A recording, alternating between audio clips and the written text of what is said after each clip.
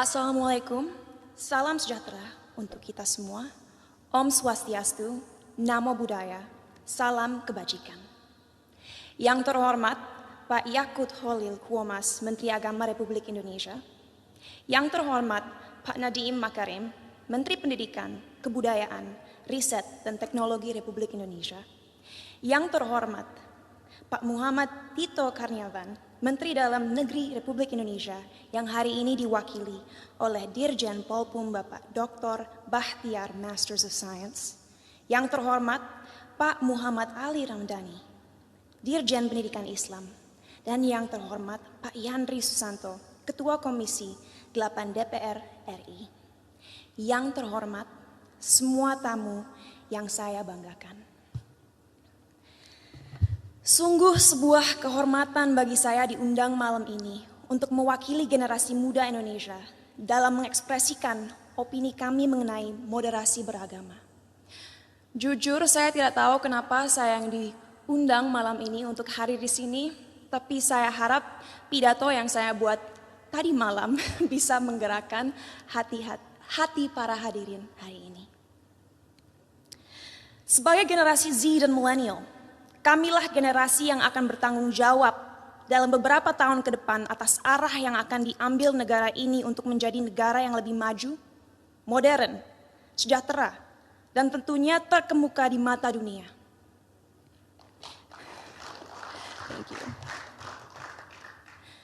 Tapi nilai-nilai apa saja yang harus kita terapkan kepada masyarakat Indonesia agar mimpi-mimpi ini bisa terrealisasi?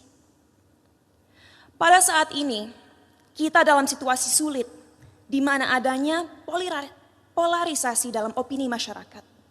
Terlihat jelas bahwa adanya ketidaksepakatan tentang apa yang dibutuhkan negara ini agar bisa benar-benar menjadi kesatuan yang kuat. Dalam satu sisi, generasi muda sekarang mempunyai keinginan besar untuk mempromosikan budaya dan identitas bangsa.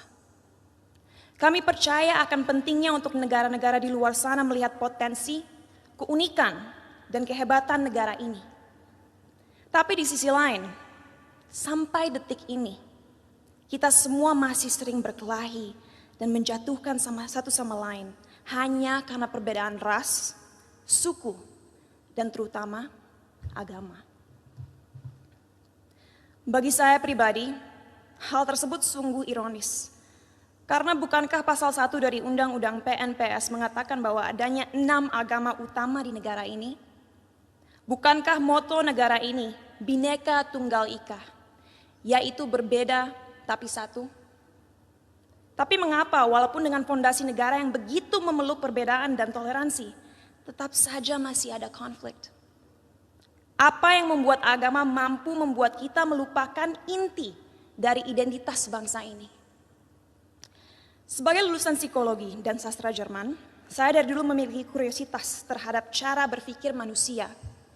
Oleh karena itu, pengetahuan tersebut saya perdalam dengan mempelajari filosofi. Sampai detik ini, saya tidak akan pernah lupa akan apa yang dikatakan oleh salah satu filsafat paling berpengaruh sepanjang masa, yaitu René Descartes. Ia mengatakan, manusia adalah makhluk yang finite atau terbatas, sedangkan Tuhan adalah sosok yang infinite atau tidak terbatas. Oleh karena itu, bagaimana kita sebagai makhluk yang terbatas merasa mempunyai kemampuan untuk mengerti sesuatu yang jauh di luar kapasitas kita? Bagaimana kita sebagai makhluk yang terbatas bisa memahami esensi dari sesuatu yang tidak terbatas?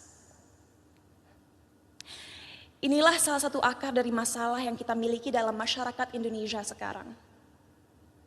Karena pemahaman yang terbatas dan pemikiran yang tidak kritis, orang-orang terjebak dalam cara berpikir di mana mereka telah memanusiakan Tuhan. Merasa memiliki hak dalam mendikte kemauan Tuhan, merasa tahu pikiran Tuhan, dan merasa berhak bertindak atas nama Tuhan.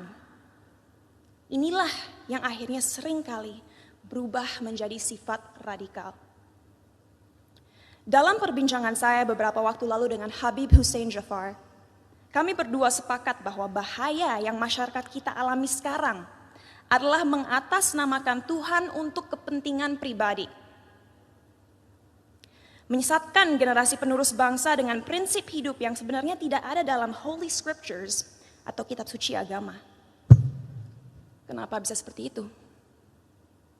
Karena kita kurang membimbing dan memberikan masyarakat tools yang dibutuhkan agar bisa memahami sebuah ajaran dengan akal kritis.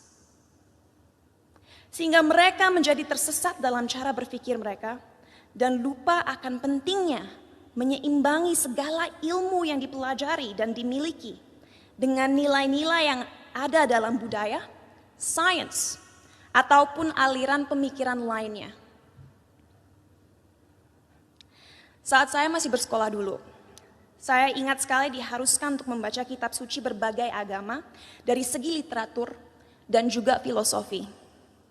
Sehingga saya diberikan kesempatan untuk bisa memahami keindahan setiap agama dan sadar bahwa pada akhirnya fungsi terbesar agama adalah satu, yaitu untuk membimbing kompas moral manusia, untuk mengingatkan manusia bahwa kita harus memperlakukan satu sama lain dengan hormat, bahwa kita harus bersyukur dan bahwa kita semua harus sadar bahwa waktu kita di dunia ini hanyalah singkat dan terbatas. Oleh karena itu, ingatlah untuk selalu menjadi seseorang yang rendah hati dan siap membantu satu sama lain. Jadi, apa yang harus dilakukan ke depannya agar bisa melawan segala kebohongan yang ada? Apa yang kita bisa lakukan untuk memberdayakan rakyat bangsa ini? Saya rasa jawabannya cukup jelas. Satu, penting sekali kita segera mengingatkan kembali saudara-saudara kita akan indahnya, kayanya, dan uniknya budaya-budaya yang kita miliki di negara ini. Sejak usia dini penting kita mengenalkan budaya negara ini tidak hanya di sekolah, tapi juga melalui media dan semua platform digital yang ada. Sebuah hal yang krusial untuk disadari bagi generasi muda akan relevannya budaya kita di dunia yang semakin modern. Our culture is cool, not old school. Kedua, ajaran agama yang ada dalam sistem pendidikan harus adil dalam merepresentasikan agama-agama yang ada di negara ini.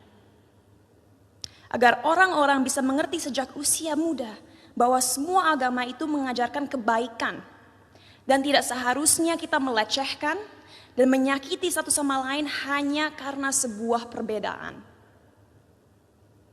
Ketiga, critical thinking, critical thinking, critical thinking. Ajarkanlah adik-adik kita untuk membaca dan mempelajari segala sesuatu dari berbagai sudut pandang. Biarkanlah mereka bertanya. Tumbuhkanlah rasa ingin tahu mereka sehingga mereka tidak mudah dipengaruhi dan dijajah pikirannya. Dan terakhir, gunakanlah teknologi yang semakin canggih sebagai alat yang dapat terus menyebarkan nilai-nilai toleransi. Agar negara ini bisa kembali menjadi Indonesia sejati.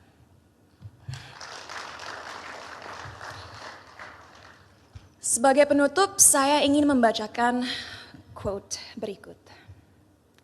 A people without knowledge of their past, origin, and culture is like a tree with no roots. Tanpa fondasi yang kuat, tidak akan ada bangsa yang bisa bertahan. Oleh karena itu, ayo kita bersama-sama menjelmakan lambang Garuda dimanapun kita berada. Mari kita taat dalam beragama agar menjadi manusia yang bermoral, tapi mari kita juga merangkul budaya Indonesia untuk membimbing identitas bangsa. Terima kasih, salam sejahtera bagi kita semua.